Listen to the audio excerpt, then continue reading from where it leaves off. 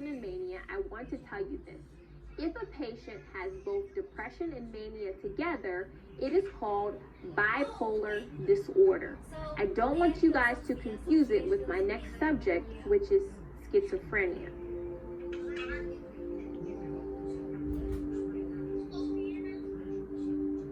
Schizophrenia is totally different from bipolar disorder.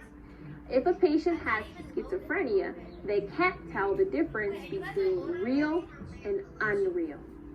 The disease is chronic and requires lifelong treatment.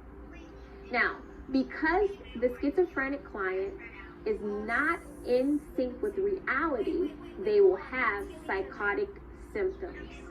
And I have a list here of positive psychotic symptoms.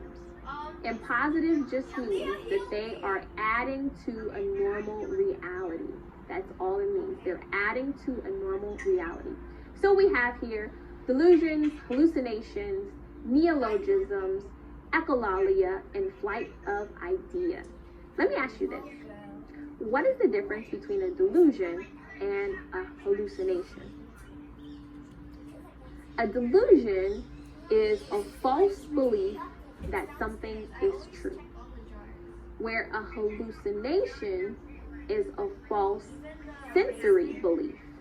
So a delusion is something that is not true, a false thought in the mind.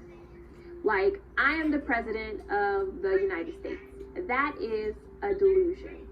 A hallucination involves the senses.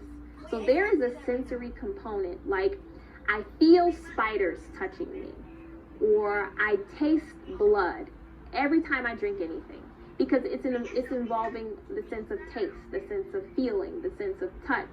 Or if patients say, I hear voices, that is a hallucination because it involves the senses.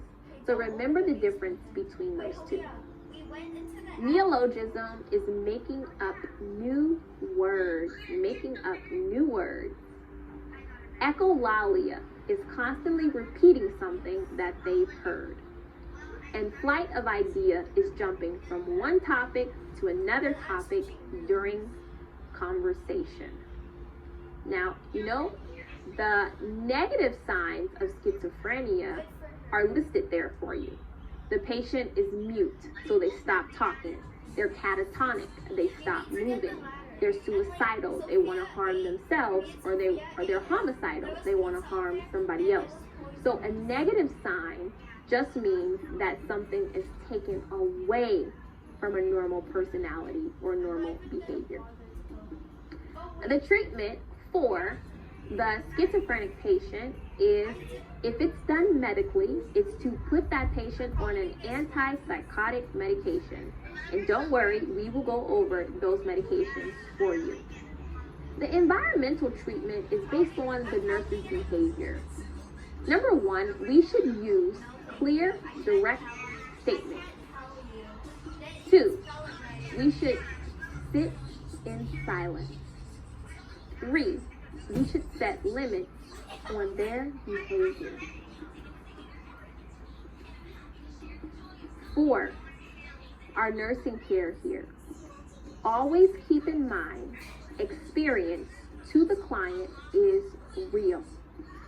Second, and these are just things of how we use therapeutic communication. We need to, number 2, acknowledge their feelings.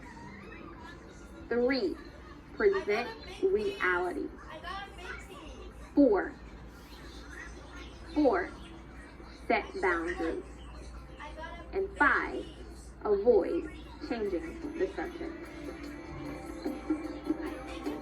Okay, we are going to get into the medications when we come back, but you have a lot to study so far, so make sure that you stop and you review the notes before moving on.